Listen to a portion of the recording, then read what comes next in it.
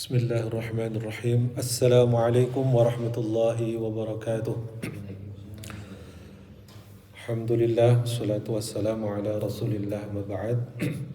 Mari kita lanjutkan kajian kitab Bulughul Maram, menginjak hadis tentang sifat solat Rasulullah sallallahu alaihi wasallam. Kita mulai untuk sifat atau bagaimana cara Rasulullah sallallahu alaihi wasallam melakukan solat. Terlebih dahulu mari kita perbanyak melakukan solawat kepada Rasulullah sallallahu alaihi wasallam, yang terutama pada hari Jumat ya. Tadi pernah di-share ya, katanya kalau kita membaca solawat di hari Jumat maka akan didekatkan kita nanti maq'ad kita atau tempat kita di surga Allah Subhanahu wa taala. Allahumma salli wa sallim wa barik ala sayyidina wa maulana Muhammad. Masyarul hadirin rahimakumullah. Hadis tentang sifat salat Rasulullah yang pertama, tentunya ini akan sangat panjang sekali karena pembahasan tentang salat. Yang pertama adalah An Abi Humaid As-Sa'idi radhiyallahu anhu qala, dari Abu Humaid As-Sa'idi radhiyallahu anhu qala, bahwasanya beliau berkata, qala Rasulullah sallallahu alaihi wasallam, raaitu Rasulullah sallallahu alaihi wasallam. Ya, qala berkata Humaid Sa'idi, Abi Humaid Sa'idi, raaitu Rasulullah sallallahu alaihi wasallam, aku melihat Rasulullah sallallahu alaihi wasallam idza kabbara, ketika beliau bertakbir ya, ja'ala yadayhi khidwa mankibaihi, ja'ala yadayhi khidwa mankibaihi, menjadikan kedua telapak tangannya, atau beliau mengangkat kedua telapak tangannya, khidwa mankibaihi, sejajar dengan kedua pundaknya. Ya.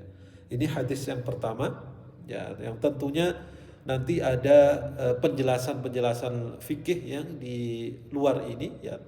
Ini hadis yang pertama, bahwasanya Abi Humaid itu melihat Rasulullah Shallallahu Alaihi Wasallam sedang sholat, dan ketika beliau takbiratul ihram itu menjadikan tangannya sejajar dengan kedua pundaknya. Ya, kira-kira seperti ini. Jadi sejajar dengan kedua pundak. Nah, tentunya ada hadis juga, karena sahabat juga melihatnya mungkin dari arah mana, sehingga ada yang melihat seperti itu, ada yang juga melihat yaitu di dekat telinga, ya, di hampir menyentuh daun telinga yang paling bawah. Ada yang seperti ya, kita ada beberapa riwayat yang seperti itu. Nah, ini riwayat yang pertama tadi, idza kabbara ja'ala yadayhi khidwa mankibaihi, bahwasanya ketika beliau itu bertakbir itu mengangkat kedua tangannya sejajar dengan kedua pundaknya. Tentunya kita bisa menggunakan dalil ini. Wa idza raka'a, dan ketika ruku', amkana yadaihi min rukbataihi, beliau meletakkan kedua tangannya dengan mantap. Amkan itu yakin, mantap ya. Jadi tidak ragu-ragu, artinya amkana yadaihi min rukbataihi, yaitu meletakkan kedua tangannya dengan mantap pada kedua lututnya. Ya, tentunya mantap di sini ya ada tekanan seperti itu ya, tidak ambang-ambang ya. Ya, jadi tidak seperti ngambang seperti itu, tapi mantap ya. Jadi menekan, yakin untuk rukuknya. Wa idza raka'a, ketika rukuk, dalam posisi rukuk ya, tangan kedua beliau itu meletakkan di ya kedua lututnya atau di ini ya, pas lutut. Thumma hamara summa hasara dhahrahu, summa hasara dhahrahu, ya, lalu kemudian meluruskan punggungnya. Jadi tangannya terlebih dahulu, lalu nanti punggungnya secara otomatis akan lurus, ya. Hasara dhahrahu. Jadi ada yang mengatakan yang baik itu misalnya dikasih papan lalu dikasih telur, telurnya itu enggak jatuh. Tapi beliau ini mengatakan kemudian meluruskan punggungnya, artinya punggungnya itu tidak seperti unta yang kayak gunung seperti itu, tapi lurus.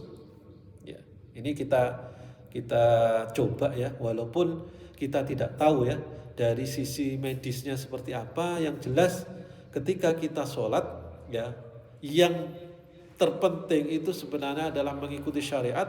Adapun sisi medisnya bahwa ini bisa untuk rematik dan sebagainya, itu kita ya itu sisi-sisi lain. Tapi kita ya sesuai dengan syariatnya seperti itu. Ya. Hasara dhahrahu. Niatnya itu bukan niat sholat itu tidak memperbaiki agar kita menjadi sehat. Tidak seperti itu. Tapi niat sholat adalah niat ta'abbudan ilallah, yaitu menghamba kita kepada Allah Subhanahu wa taala. Adapun yang lainnya kita mendapatkan kesehatan itu adalah bonus saja. Tapi niat kita adalah untuk niat benar-benar ikhlas karena Allah. Jangan sampai niat kita itu justru nanti ke arah yang seperti itu ya. Niatnya bukan ikhlas lagi jadinya, karena untuk kesehatan, agar sholat kenapa sih? Untuk agar sehat. Ya boleh saja, tapi niat awalnya itu harus ikhlas karena Allah Subhanahu wa taala. Wa idza rafa'a, dan apabila beliau ya setelah tadi ya ruku', wa idza rafa'a ra'sahu istawa hatta ya'uda kullu faqarin makanahu.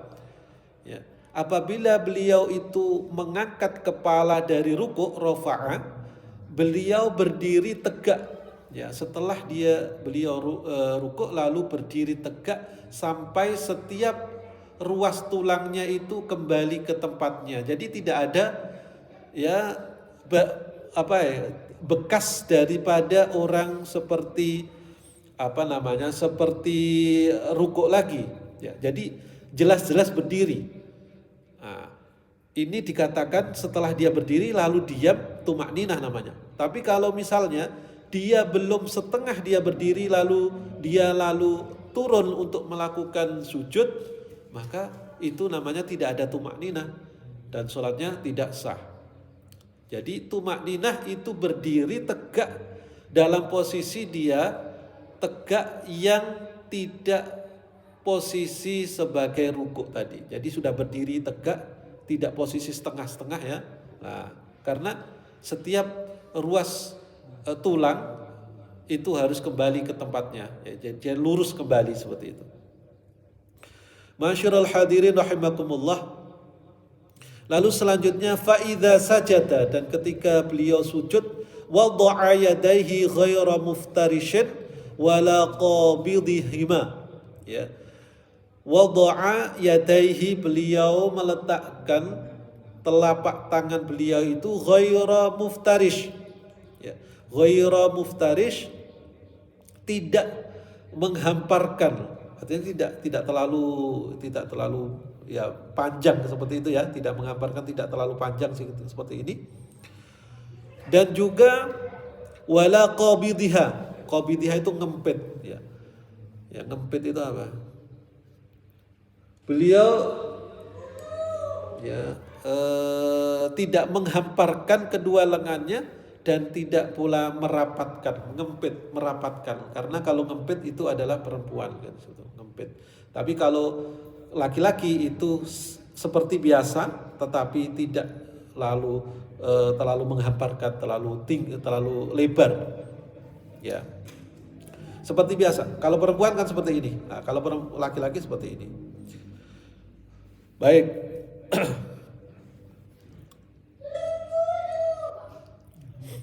Wastaqbala bi atrafi asabi'ihi rijlaihi al-qiblah. Ya.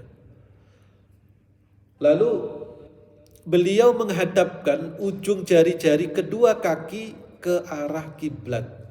Beliau menghadapkan ujung ya jari kaki, kedua kaki itu ke arah kiblat. Artinya ya dia itu apa namanya apa istilahnya itu? Nancep kayak gini. Ya, kedua kakinya menghadap ke kiblat. Ya. Jadi ada tidak boleh kita sujud itu kakinya naik. Jadi harus nelapak ke tanah dan kalau bisa itu jejek. Ya, jejek lah istilahnya tuh sehingga dia tuh menghadap ke kiblat. Nah, tidak boleh ya sebenarnya sujud itu kakinya tidak sampai ke tanah karena itu termasuk anggota yang harus menempel kan seperti itu. Ya. Jadi bahkan beliau menghadapkan kakinya tadi itu sampai menghadapkan ke kiblat. Ya artinya ada istilahnya jejek gitu kan ya, ada ke arah kiblat kan seperti itu. Menghadapkan ujung jari-jari kedua kakinya ke arah kiblat. Taib. Lalu selanjutnya fa idza jalasa fi raq'ataini jalasa ala rijlihi al-yusra. Fa idza jalasa apabila beliau duduk ya setelah 2 rakaat. Fa idza jalasa fi raq'ataini duduk setelah 2 rakaat. Jalasa ala rijlihi al-yusra. Jalasa ala rijlihi al-yusra. Yaitu beliau duduk di atas kaki kirinya dan menegakkan kaki kanannya. Ya. Jalasa fi raq'atai fi jalasa ala rijlihi al-yusra. Beliau duduk di atas kaki kiri. Kaki kiri, ya kira-kira seperti ini. Kaki kiri didudukin, kiri kan gini sini ya, didudukin, ya. Wa nasaba al-yumna, ya. Wa nasaba al-yumna.